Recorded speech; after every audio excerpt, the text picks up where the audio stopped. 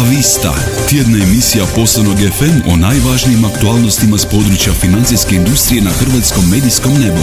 Uređuje i vodi Gordana Gelenđer. Dobrodošli u emisiju Avista, emisiju koja se bavi financijama u izravnim i neizravnim i svim ostalim mogućim oblicima.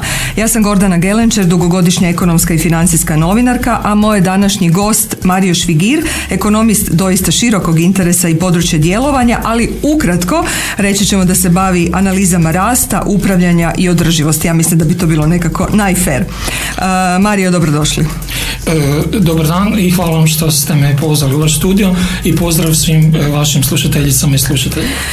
Kažu dao Bog da živjeli u zanimljivim vremenima, pa evo mi smo opet tu u vrlo zanimljivim vremenima i zanimljivim temama, ali bih rekla da ih pokušavamo riješiti na stare klasične načine. Nekako mi je nevjerojatno da još uvijek traje bitka između neoliberala i kejnezijanaca o tome kako bi trebalo odgovoriti sada već i na ovu krizu, ne samo onu 2008. Dakle, veći dio ekonomista razumije da je ovo doista veliki požar koji treba gasiti doista svime što imamo na raspolaganju, no nema toliko analiza koje bi poduprijele njihove ideje da to tako treba biti. Sad, zašto vi mislite da izbora zapravo nemamo? Ja bih rekao da nekakvog kvalitetnog izbora koji bi pomirio 100% svih mogućih polja nemamo definitivno. No međutim, ono što imamo i što nam ekonomska povijest tumači da doista imamo je nekakva tradicija keynesijanskog intervencionizma koji je nastao doista ne baš na toliko sličnoj situaciji, ali na donekle sličnoj situaciji razrušenog svijeta, razrušene Europe iza Drugog svjetskog rata.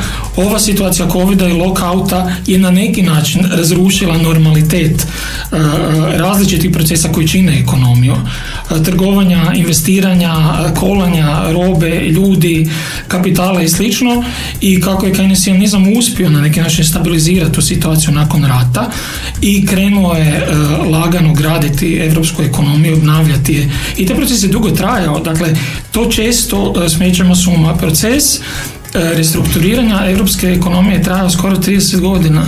On je prvih 10 godina zapravo sanirao ono što je bilo fizički razrušeno, a kasnije je vraćao i kroz američki New Deal pa i kroz Marshallov plan u Europi je vraćao taj optimizam i kod poduzeća, poduzetnika, financijskih institucija, a napokon i samih kućanstava. Tako da današnja situacija može uzeti nešto najbolje od te keynesijanske politike koja je rekonstruirala i obnovila ekonomiju, no međutim keynesijanizam u nekakvoj krajnosti bez toga da kroz taj proces saniranja ne slijedi paralelno jedan proces otvaranja, inoviranja, provođenja novog oblika, stvaranja nekakvih novih sloboda, ali u novim okolnostima, jer zapravo sad imamo i jedan drugi kontekst koji nas tiska, a to je održivost na planeti Zemlji. Dakle, u kompletu svega toga vrlo je teško reći što je najbolje u početku ili što bi bilo najbolje napraviti.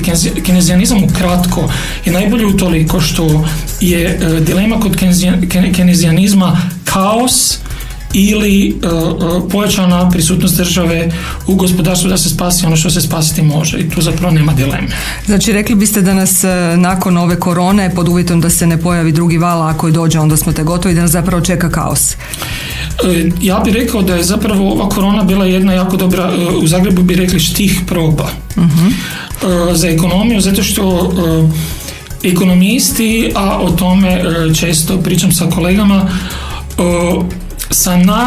iako mi svi smo skoncentrirani, dakle, na neki način bavimo se brojkama, bavimo se novcem, bavimo se različitim poslovnim modelima, principima i slično, međutim ne pratimo onaj oblik ili one neke nove izvore podataka koji su sada nama za ekonomiju bitni. Za budućnost će meteorološki podaci biti podjednako bitni kao i ROI i tako dalje za ekonomiju. Ako, recimo i sad već kad izađemo iz ovog studija, možemo primijetiti da ne živimo u istim okolnostima. Naše novo normalno je sad već zrak koji je suh kao saharski i temperature koje onda tangiraju i ekonomske aktivnosti kao takve. Samo 1% povećanja globalne temperature može zapravo toliko povećati razinu vode da neke naše turističke perjanice može za 10 godina više neće biti ni tu. A da ne govorimo o tome da i poljoprivreda od koje živimo i od koje privređujemo zapravo za 5 godina više neće izgledati kao onako kako izgleda danas. Da, s time što poljoprivreda nama baš i nije u fokusu. Ali da se vratimo na kejnezijanizam. Naime, u nekakvom temelju te ekonomske filozofije, ajmo to tako nazvati, jest zapravo poticati potrošnju, jer bez potrošnje nema ničega. U prošloj krizi se pokazalo da je štednja pojedine zemlje gurnula u još dublju recesiju, takav je slučaj bio s nama, ali cijelim ovim mediteranskim krugom. Čini li vam se, s obzirom na dosadašnje poteze vlasti, da smo ipak možda nešto naučili ili nismo? S obzirom na onaj zadnji prijedlog proračuna za 2020. godinu, ja bih rekao da smo nešto naučili. U odnosu na ono što su bile najave, prije nekakva 2 mjeseca prije same izrade ovog proračuna, kad je zapravo sve preuzela na neki način panika i kad su svi govorili smanji, skrati, oduzmi i na neki način taj strah je govorio u prilog tome da ono što je nekakva prva reakcija u prirodnom svijetu i u ekonomiji, kad se suočite sa nečim što vam je novo, što vam je problematično, veliko, krizno i što će vas pojest, vi zapravo od toga želite pobjeći. Tako da je prva reakcija definitivno bila, ma kakva država, sad treba smanjiti proračun, treba smanjiti svaku potrošnju, treba smanjiti svaki oblik državnih, javnih i inih investicija i politike i tako dalje. No međutim, kejnezijanizam zapravo je povijesno nekakva lekcija koja je naučila zemlje da taj prvi impuls naš da pobjegnemo nije dobar. Dakle, treba se suočiti, stati i sučeliti se. U ovoj situaciji čini mi se da se ipak nešto naučilo. 2008. godine, svi mi koji smo analitički pratili tu cijelu situaciju, zemlje koje su same sebi nametnule režim štednje u krizi ili kojima je nametnuo neko izvan, dakle, tog okvira, kao što je bio recimo slučaj Grčke i nametanja mjera štednje. Pa cijelog tog mediteranskog kruga zapravo. Najviše, ali Grčka je tu možda najdrastičniji primjer. Su zapravo pokazali, da empirija je pokazala, to nije uopće pitanje toga jer je ili nije, da su te zemlje upale u duboku recesiju. Ne možete, ako ste bolesni, recimo kao osoba koja je završila u bolnici, dakle, ako morate proći kroz određenu kuru jačanja vašeg organizma, recimo imate tumor, nećete izaći na cestu i optrčati 400 metara i onda nakon toga imate low carb dijetu. Odlično. No, da se vratimo dakle potrošnji. Zašto potrošnja? Naravno, bez nje nema investicija, nema izvoza, nema novog zapošljavanja, nema nikakve globalne ekonomske suradnje. Kako potaknuti potrošnju u situaciji kada hrvatski proračun to ipak malo teže može podnijeti? Jer poticanje potrošnje zapravo nije ovih 4.000 kuna, zato što su se, nazovimo to takav minimalac, uglavnom se plaća srezala na razinu tog minimalca, tako da ona nije povećala potrošnju, nego je čak i malo spustila. Dakle, je li to uopće za nas izvedivo? Ona jedna dosta dobra rečenica koju je kolega Marić rekao, dan, odnosno popodne nakon obilaska Zagreba je bila iskoristit ćemo sve resurse koje imamo, pa čak i one na koje nismo nikad konvencionalno razmišljali da bi ih iskoristili, da se podignemo iz ove situacije. Identičan model je prisutan kod ove borbe protiv stupora ekonomije koji je nastao sa COVID-19 lockoutom, za koji ja bi spomenuo jedan element koji je ekonomistima strukturalno bitan, a koji se često ne provodi i ne provlači kroz ove rasprave. Dakle, to je bila jedna elementarna nepogoda. Vi na to niste mogli utjecati. To nije uopće bilo pitanje izbora. A jedno i drugo je zapravo elementarna nepogoda. Ajmo je tako nazvati.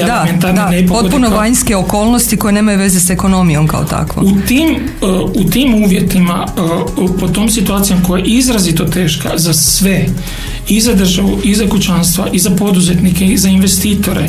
Ja bih rekao da se doista u značajnoj mjeri i realizirala ta politika da se iskoriste svi mogući resursi na različite načine. Prvo, odmah se krenulo ne samo u Hrvatskoj, nego diljem Europe, pa čak u Sjedinjenim Američkim Državama koji u pravilu imaju doktrine koje tome se suprotstavljaju, sa tom metodom potpore ili subvencije dohotku, odnosno subvencije radnom mjestu. Mislim, to su radili 2008. samo su tada te potpore išle prema bankama.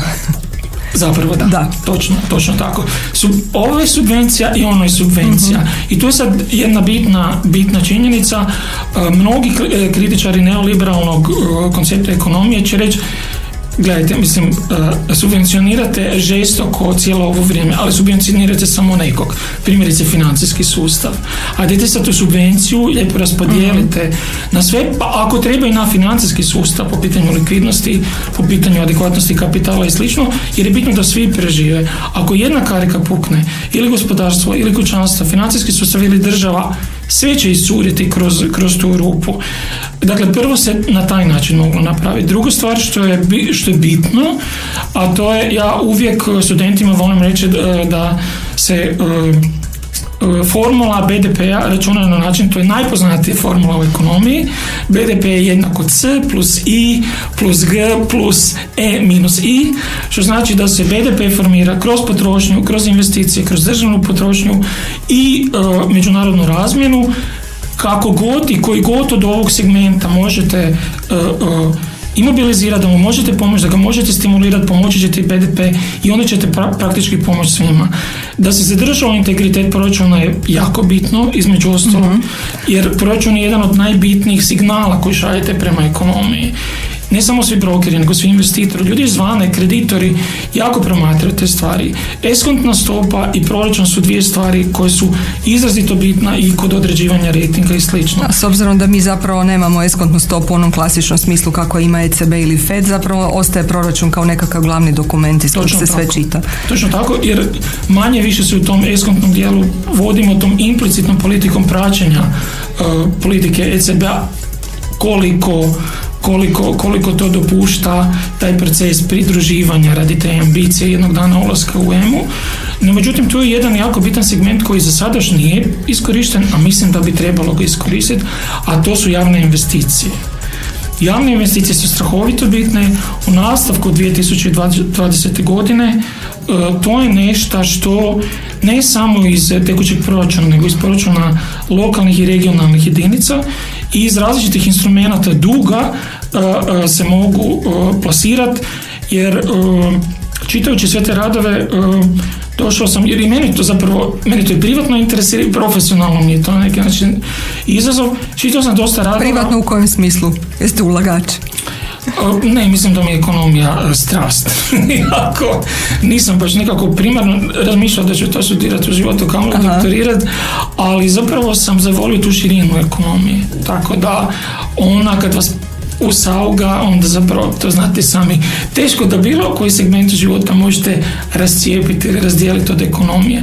Dakle, veliki broj znanstvenih radova danas u svijetu govori o tome, a i onoga što govore ljudi koji se bave praksom ili da rade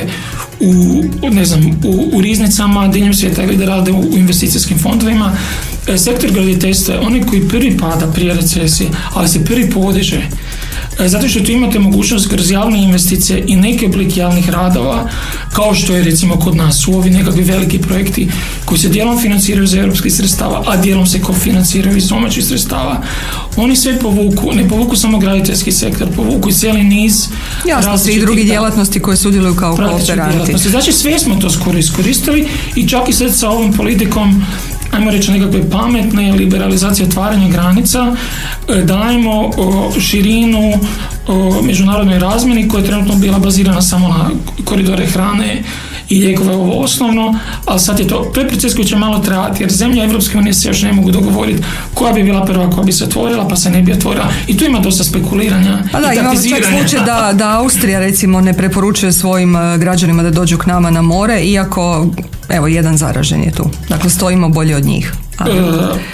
Ja mislim da postoji nešto u ekonomiji što se zove reputacijska vrijednost. Mislim da takva odluka primjerice je smanjila reputacijsku vrijednost Austrije u Hrvatskoj. Vi slušate Avista na Poslovnom FM.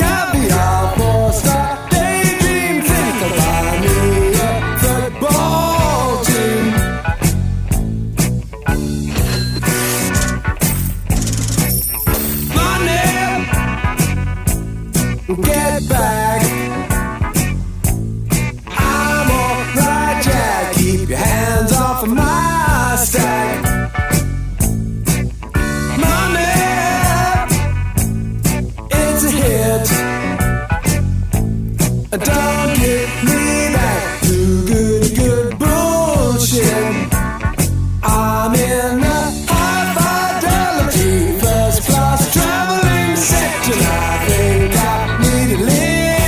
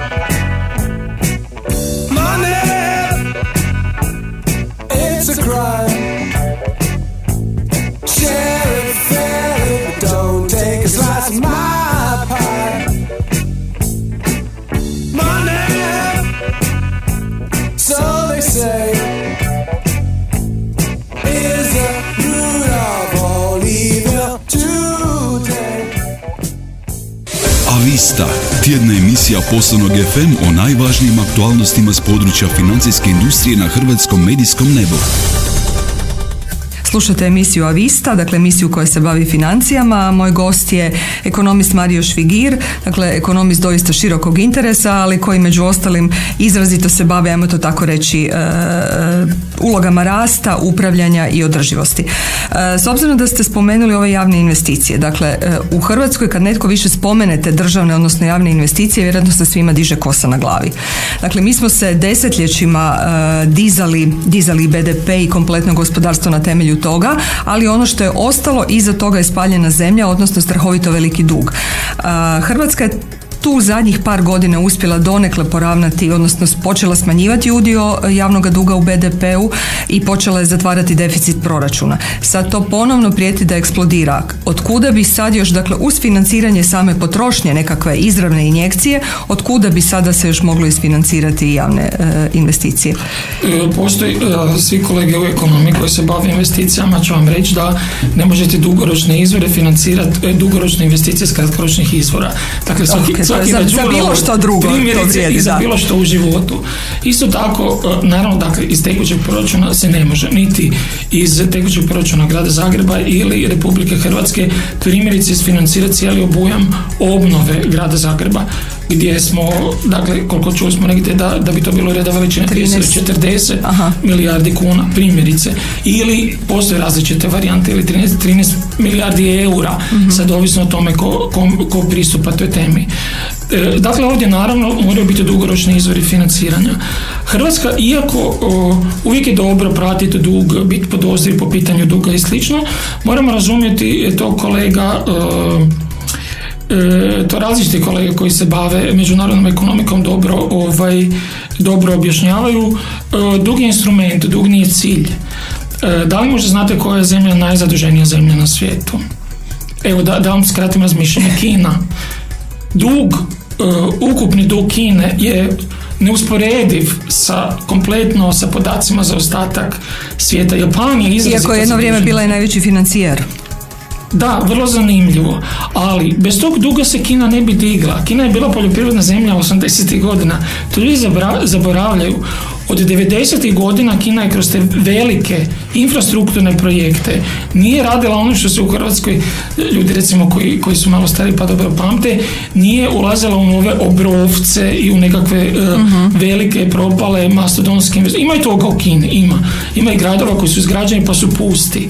Ali Kina je iskoristila likvidnost cijelog svijeta, svih nas zapravo, ako smo individualni investitori, da bi zapravo se izgradila. Ne samo da bi se izgradila, nego da bi za 20 godina mogla parirati jednoj velikoj Americi. I to u smislu IT-a, dakle nešto što bi prije 30 godina bilo apsolutno nezamislivo na ovaj ili na onaj način.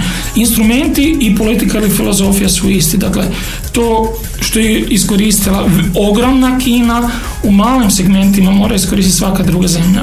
Albanija, Rumunjska, Hrvatska, Belgija, Danska i tako dalje. Izrazito je bitno šta vam je kod duga strahovito bitno što će gledati rating agencije ili bilo koji kreditor. Gledat će visinu vašeg duga, ali primarno ga zanima što? Jeste vi uopće sposobni to vraćati? A možete vraćati samo ako imate visoku razinu aktivnosti. A to jest hrvatski problem cijelo vrijeme. Zato jesmo završili u džanku na nekoliko godina. Zapravo što se u tome da smo, ja bih rekao, na neki način krivo koristili različite te poluge i uvijek mi smo 20 godina onako dosta, taj kenezijanizam kod nas je jako, možda radi te socijalističke prošlosti, jako omražen. Pa općenito strateško promišljanje, pa razvojna politika i tako dalje, to se samo onako je omražen je među ekonomistima, ali s druge strane mi doista nemamo državu niti jednu vladu koja je na takav način znala razmišljati i sve naše investicije jesu na neki način promašene i nisu isplative toliko. I onda dug postaje problem. Dijelom da ili dijelom ne. Čak i kad je po pitanju recimo kad je model autocesta primjerice posrijedi, Može se raspravljati o tome da li je bio možda najbolji model financiranja, da li je trebalo direktno iz proračuna ili da li je možda trebalo koncesijski. Ali izrazito je bitno da se angažiraju domaći kapaciteti. Naša razina iskorištenosti kapaciteta je niska, a iz čega vam to mogu reći kao ekonomist. Dakle, iz toga što je trenutno, kad izlučimo ovaj efekt iseljavanja, stopa nezaposlenosti je bila visoka, ali stopa neiskorištenosti privatnog kapitala je ogromna. Dakle, vi imate je to pogreška privatnog kapitala ili prevelikog udjela države? Ne, nego jednostavno novi razvoj ne može povući. Čak niti najveći poduzetnik ne može povući cijelu nišu, ne može zabrazdat novi sustav. Možda je jedini koji je bio najbliži tome bio sustav Agrokora, ne znam, može sad ne znam da li bi koje poduzeće bilo blisko tome. No međutim i ono je bilo preslabo jer nije moglo koristiti financijsku polugu, sad izgleda, da zapravo zabrazat sve to skupa. To jedino može zabrazat sustav promišljenih tih investicija koje isto tako moramo početi promišljati na drugi način. To nije varijanta da država zamisli, radi i financira. To zapravo realizira cijeli sijaset različitih poduzetnika, što velikih, malih i slično. Da, s jedne strane u ostalom i matematika vjerojatnosti kaže da se dugovi onako nikada ne vrate, dakle to postaje nekakav kontinuirani trošak koji bogate zemlje, odnosno zemlje koje zdravo rastu, mogu vraćati bez problema. Međutim, doista protivnici bilo kakvih državnih investicija su mnogobrojni i oni kažu upravo obrnuto. Novca bi bilo kada bi se država napokon reformirala, kada bi otpustila, kada bi smanjila i svoju i broj zaposlenih i pogotovo u državnim poduzećima. Dakle, kada bi smanjila svoj udjel u BDP-u, odnosno u ukupnome gospodarstvu, i onda bi naravno novca bilo dovoljno. Ono s čim ja imam problem je da se to traži u ovoj najgoroj krizi ikada. Dakle, reformiranje i kriza čini mi se da ne idu zajedno.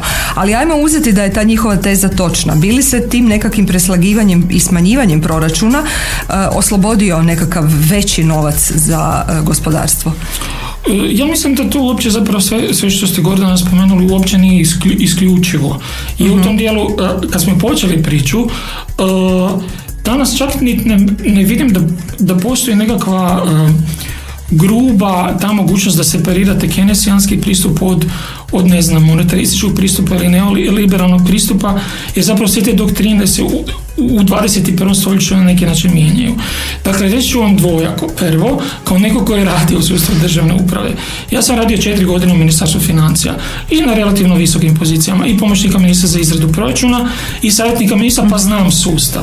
Unutar tog sustava naravno da uvijek imate ljudi koji rade kao pčelice, a imate ljude koji nisu optimalni, koji su definitivno suboptimalni. Dakle, sigurno bi svakom preporučio, mislim da je najbolja metoda da svako, kao i svako privatno okruženje i svako javno okruženje mora funkcionirati i mora biti posloženo po principima čistog profesionalizma, produktivnosti, normalnog uvažavanja, cijenjenja ljudskog kapitala i tako dalje. Dakle, to je nešto što nas očekuje. Dakle, takav oblik reforme upravljanja javnim nas apsolutno očekuje. To nitko ne spori. To smo barem prije 10 godina. Ali o tome se priča, ali jako malo se o tome zapravo radi. Zato, jer radi se ništa. Trenutačno, opet se priča o tome, svi se bave kvantitetom, a ne bave se toliko kvalitetom. Kvalitetu vam je teško stvarati. Kvantitetu je najjednostavnije uzeti kemijsku, pa reći toliko će biti županija, toliko će biti općina i tako dalje. Ali u realnom životu kvantiteta znači unutar tog ministarstva doista tesat, baviti se upravljanjem, zapravo onim što se bavi svaki poduzetnik u svojem poduzeću na jedan drugi način, a obavljajući jedan izrazito bitan posao, obavljajući posao pružanja javnih usluga kojih ne samo bez kojih u ovom korona sustavu, nego bez kojih inače ne bi mogli funkcionirati, jer mnoge stvari tržište kao mehanizam savršeno radi, a neke stvari tržište kao mehanizam ne radi dobro. Tržište kao mehanizam, između ostalog, jedan je njegov od osnovnih problema, a tu se ja zapravo češće složim sa starijom generacijom naših profesora ekonomije koji su već otišli u mirovinu i slično, a to je zapravo da tržište ne razmišlja dugoročno, tržište ne razmišlja, tržište računa, tržište vrednuje, tržište valorizira, a ne razmišlja strateški. na burzi kapitala izađete vi tako. I svi će vas odšacati i reći će ova žena vrijedi toliko i toliko. Niko ne razmišlja kakav će biti vaš život za 20 godina. Dakle, najrazvijenije zemlje svijeta i SAD, one kako bi rekli, najtržišnije u Europi kao što su Velika Britanija, ne znam, Nizozemska recimo klasičan primjer, pa ne slučajno imaju razvojne politike. Razvoj kao takav i javne investicije kao takve su izrazito bitne, no međutim Njemci to rade na drugačiji način nego što to radimo mi. Ja sam inficiran sa njemačkim modelom ko friški mladi ekonomist, imao sreću u životu na jednom projektu od Ujedinjenih naroda otići u Njemačku i vidjeti kako oni formiraju javne investicije. Dakle, tu je složena suradnja između znanosti, javnog sektora, privatnog sektora, u kojem zapravo Njemci su to je bilo negdje prije 15 godina, ono što su oni tad ja bih rekao testirali, oni su u tome danas dominantni, a to je stvorilo ogroman prostor za privatni kapital i za poduzetništvo. To mi sve u teoriji znamo i to vjerojatno i piše u nekim od onih silnih strategija koje su se pisale uglavnom preko Ministarstva financija. Ne nužno, ali nikada ne, uopće se nisu pisale tako. Ja čak, mislim, ne bi imenovao ko je to pisao, ali u brojnom dijelu tih strategija koje sam čitao, na moju osobnu frustraciju, značan broj kolega koji ih je pisao i kolegica je kontinuirano... Kolegicu znamo. je kontinuirano zapravo pisao da mali i srednji poduzetnici moraju formirati razvoj, što je bilo, što je debakl kao sama ideja. Mali ili srednji poduzetnik se mora brinuti za sebe. Mora se brinuti za svoj posao, mora se brinuti za svoju tržišnu nišu, za funkcioniranje na tržištu, za svoju dobit. I to je to. Ne možemo davati poduzetništvu društvene funkcije. Razvoj je ekonomska, snažna društvena funkcija. Dakle, iako se možda priča, ali u praksi se malo radi po tom pitanju. Da, gotovo ništa. S obzirom da ste bili svojedobno u Ministarstvu financija pomoćnik ministra za proračun, što sad kažete na ovu situaciju s proračunom prema kojem se on financira doslovno od mjeseca do mjeseca i zato i sve ove mjere kasne i zato nisu sveobuhvatne, zato nema nastavka jer vlast vjerojatno razumije, ali nema novca pa se pravi da ne razumije, da zapravo najgore tek dolazi. Dakle, ove pomoći za 4., 5. i 6. mjesec jednostavno nisu dostatne. Kao što sam rekao, sad je u ovoj situaciji je vrlo jednostavno ne samo ekonomistima nego svim ostalima u zemlji biti možda selektor nogometne reprezentacije, ali to je jako teško. Dakle, trenutno bilo kojem ministru financija apsolutno nije jednostavno, niti bilo kome ko se sustavno bavi time. To su pitanja koja sad muče od Brisela, Pariza, ogromne rasprave, s obzirom da mi to struka pa pratim raspravu u američkom kongresu, lome se koplja, nikad se niko nije susreo sa ovakvom situacijom i pitanje tog leverage je zapravo pitanje problema za sve. Svi su svjesni toga da nakon ove zapravo elementarne nepogode troškovi su abnormalno veliki, kratkoročni troškovi su veliki, dugoročni troškovi su veliki, da dugoročno samo ta transmisija likvidnosti nije nekakvo rješenje, to je svima jasno, ali sad evo danas sam recimo pročitao prve nekakve procjene američke su bile da će za saniranje samo ove panepidemije trebati 10 godina. Mi imamo možda malo krivi kontekst povratka u to novo normalno. I kako će izgledati zapravo taj proračun, iz čega će se on puniti i kako će se i na šta će se on istrpljivati ili na šta će se odnositi, zapravo ovisi o mnogim okolnostima. Nisam spomenuli, ali ove godine, bez obzira na COVID, Europa plasira svoj zeleni zakon EU Green Law i koji će drastično promijeniti i kontekst poslovanja financijskih poduzeća, države, poduzetnika, kućanstava i slično. Ali ja bi se skoncentrirao trenutno da se u ovoj cijeloj situaciji uz tu važnost likvidnosti koja je sad na neki način koja se krpa. To je trenutno najveća boljka i jednostavno moramo preživjeti i moramo gasiti taj požar koji sad gori. Ali sada već moramo doista razmišljati o aktivnostima. Ko će povući u drugom dijelu 2020. Ako to nije turizam, ko će umjesto toga i tako dalje. To su pitanja javnih politika. To je pitanje i nekakvih suštinskih javnih investicija. Gledajte, Pa puno vam je bolje da kupite državnu obveznicu pa dobijete kamatu na tu državnu obveznicu nego da vam propadne štednja u bankarskom sustavu, ekonomije koja je u debaklu. Zar nije bolje? Dakle, ja uopće ne bih rekao da nema nekakve alternative tome da se taj dug može biti model zapravo zarade i model očuvanja financijske aktive za financijski sustav kao takav. Trebamo trenutno napraviti sve da očuvamo sve konture ovog gospodarstva, ali sad već malo da dajemo impuls različitim politikama za te neke nove projekte. Mislim da i poduzetnici čekaju da neko povuče. Ne može niko sam i od sebe. Evo, za slučaj da se pitate što i koga slušate, znači slušate emisiju A-Vista, emisiju koja se bavi o financijama. Ja sam Gordana Gelenčer, dugogodišnja ekonomska i financijska novinarka, a moj današnji gost na moje veliko zadovoljstvo, ekonomist Mario Švigir. Sad ste rekli nešto, jedan dio rečenice o kojoj je meni barem zazvučao dosta loše, u smislu da je bolje, svi znamo da su kamate najniže, dakle na povijesno niskim razinama i da doista više nije isplativo držati bilo kakav novac u banci, pa ni ovaj A-Vista koji je iz emisije, ali ste rekli da je možda bolje uložiti u državne obveznice nego pustiti da propadne u bankama. Očekujete li vi to neki dosta loš scenarij ako ostane ovako bez nekakvog strateškog promišljanja, jer kažete i da treba vidjeti ko će uopće povući u drugom dijelu godine, a mi umjesto strateškog promišljanja imamo izbore? Pa ne, zapravo apsolutno nisam razmišljao o tome da bilo koji depozit ne bi bio siguran u bankarskom sustavu. Evo recimo jučer sam si dao malo truda pa sam malo pogledao bilance od HNB-a. Naš financijski sustav i depoziti mislim su apsolutno sigurni i u smislu tih nekakvih racija i u smislu toga kako se skupa funkcionira, ali možda pomalo čudno za jednog ekonomistu koji promovira održivost. Mene uvijek zanima i održivost bankarskog sustava kao takvog. Dakle, kod banaka se ljudi vrlo jednostavno podijele na crno-bijelu tehniku, ili su totalno protiv toga ili su za apsolutno sve bankarskog tipa, što mislim da je apsolutno krivo. No, međutim, financijski sustav i u ovoj situaciji isto tako moramo razmišljati o njegovoj održivosti. Naravno da ovdje je zapravo pitanje da se omogući nekakav oblik zarade za taj sam financijski sustav, da on profunkcionira i prođe kroz ovu krizu, jer on je transmisijski sustav kasnije i za kredite i tako dalje.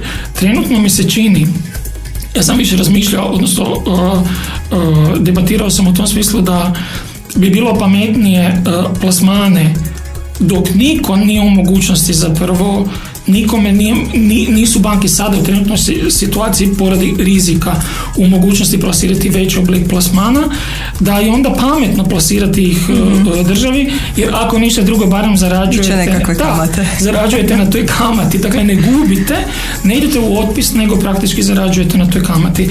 Ali to sve treba gledati zapravo dinamički.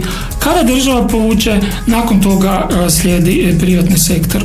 To što sam počeo pričati je na neki način čovjeka to frustrira zašto mi ne možemo replicirati njemački model. Kod njih kad se radi neka nova djelatnost kao takva, već u startu u takvim procesima sudjeluju Mercedes, BMW, Deutsche Telekom, ogromna sveučilišta i ministarstva. Pa naravno da od takvog tipa javnih investicija ima jako puno smisla za budućnost.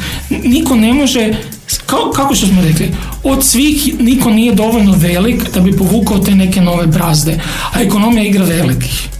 Da, pa imamo i mi HT koji je zapravo produžena ruka DT-a, dakle mogli bi se imamo podružnica, dakle nije u tom smislu uključen u te neke naše procese, iako ja ne mislim, tu bi isto bio možda suludi optimist, mislim da oni nisu suboptimalno iskorišteni, mislim da su jako malo iskorišteni i država, ja sam recimo očekivao kad je krenuo taj COVID, da će država ako ništa drugo potegnuti neku marketinšku kampanju, da će krenuti sa nizom kolova za digitalizaciju, pa da će pozvati taj tip poduzeća i reći ok ljudi, možda nema sad tržišnih projekata, ali mi krećemo sa 3 ogromna projekta digitalizacije, digitalne škole, digitalnog zdravstva, digitalne uprave i slično. To je stvaranje vrijednosti, to se vidi kroz BDP. Dakle, nije problem samo te korporacije. Ponovo je problem u tome da ministarstvo zapravo misli da zapravo se pogubilo u tom dijelu između te varijante. 25 godina se govorilo da je država isključivi servis, a sad bi država trebala kao strateški planirati. Da, točno je, pa kažem, djelujemo pomalo šizofreno. I mi svi kao građani i stanovnici ove zemlje, i ekonomisti i poduzetnici u isto vrijeme doslovno vape za državnom pomoći, a s druge strane kažu, a ko će vraćati te dugove? Pa odluči se što hoćeš, ali tako se svi skupa ponašamo. Ali s obzirom da ste rekli da je trebalo uložiti u taj val digitalizacije, čini mi se da ćemo imati priliku za to. Od ovih 750 milijardi eura koje Europska unija kani plasirati kroz nekoliko godina, tih nekakvih 10 milijardi bi recimo bilo naše, pod navodnicima. S time da naravno Ako se slože sve članice. Tako je, ovo je sad samo prijedlog, ali recimo da su toliko razumni i da vide da ovo neće dobro završiti i da je taj novac jednostavno potreban, ali i sami su uvjetovali da ta sredstva ne idu u gašenje požara, da ne idu u oživljavanje tvrtki koje bi ovako i onako bile mrtve, nego da ide u dodatni razvoj, to upravo kroz tu nekakvu digitalizaciju i kroz održivost. Kakve su šanse da mi onda, s obzirom da ne igramo ni na jednu ni na drugu kartu, da mi tu išta povučemo? Pa mislim da to je pitanje gospodarskog opstanka na neki način. Mislim da ne možemo birati da li bi htjeli ovako ili onako. Europa je ponudila financijski okvir i ponudila je zakonodavni okvir. Ko se neće u taj okvir uklopiti od 2020. do 2030. neće uopće preživjeti na europskom tržištu, a neće preživjeti niti jedan poduzetnik, neće preživjeti niti jedno ministarstvo, neće preživjeti niti jedna jedinica lokalne uprave i samouprave. Na neki način bi si dali autogol. Ja mislim da kod nas ima jako puno i dobre i kreativne energije, no međutim koja je vrlo često disperzirana po različitim dijelovima možda smo mi relativno mlada još država, tih nekakvih 30 godina, ljudi se love u tom i u poduzetničkom i u tom kreativnom i u tom državnom smislu, zapravo ponašati se kao jedna zrela država koja ima nekakve svoje zrele ekonomske politike. Ovdje je vrlo jasno, dakle, onako kako je koncipiran taj zakonodavni okvir i ti projekti koji su njemu već zamišljeni, njih i prati taj financijski okvir. Ja sam, ako sam dobro pročitao, mislim u tisku prije tjedan dana, je čak i spomenuto od strane naše tehničke vlade da to sad nisu sredstva koja su nenamjenska sredstva. To su namjenska sredstva i tu su neki projekti koji su jasno začrtirani. Dakle, ti projekti su prvo digitalizacija. Čini mi se da u Hrvatskoj ima strahovito puno direktnog digitalnog biznisa i povezanog digitalnog biznisa i da je to na neki način možda i prva rastuća grana pored turizma, a može se reći čak i sa relativno visokom razinom dodane vrijednosti. I grana koja jedina sada i preživljava. Da, odnosno normalno funkcionira. Jer njoj je u prirodi biti da normalno funkcionira. Druga varijanta je energetika, koja, dakle, iskoristili smo možda 10% od onoga što se može napraviti. Energetika podrazumijeva, dakle, nešto što se odmah može raditi u nastavku 2020. godine. S druge strane, tu je održiva industrija. Smijem se, pa onda kažem kolegama, da mi se čini da je to ko tramvaj zvan čežnja, konačno prilika da uhvatimo zadnji tramvaj za reindustrializaciju. Jedna smo od rijetkih novih članica Europske unije koja smo na začelju iz jednog jedinog razloga. Industrija se kod nas gasila. U ostalim zemljama se industrija nije gasila. Ko se ne pozabavi tim pitanjem, nije se pozabavio niti jednim pitanjem kao takvim. Ta industrija, naravno ne industrija koja je bila prije 40 godina, ali jedna moderna industrija, takvih primjera moderne industrije u Hrvatskoj ima, i ona koja vuče i Slovačku, koja vuče i Češku, koja vuče i Mađarsku, a bogme i Rumunjsku i Bugarsku. Samo jedno zaključno pitanje, s obzirom na to, dakle, da ova sredstva još ne postoje u teoriji, postoje kao odluka o zaduživanju, i da će se zapravo početi koristiti kroz 2021. i 2022. Neće li taj novac zapravo biti ukrašavanje grobova umrlih tvrtki, jer mi se čini da poslije covida će biti dosta umrlih? Pa da ne bude umrlih, zato se sad intenzivno svi su na jednoj, ajmo reći, heavy injekciji kratkoročnog i dugoročnog duga, da država u ovoj situaciji, i ponovo ću reći još jednom, pa da bi možda ljudima ostalo u uhu, da se preživi situacija elementarne nepogode. i da bi se svi mogli lagano nekakvim normalnim slijedom sanirati kroz iduću godinu i kroz sljedećih 10 godina. Ako ćemo zaboraviti da moramo drastično investirati u održivu ekonomiku kao takvu, ovo što se sada desilo za 3 ili 4 godine će biti ništa prema onom što nas očekuje.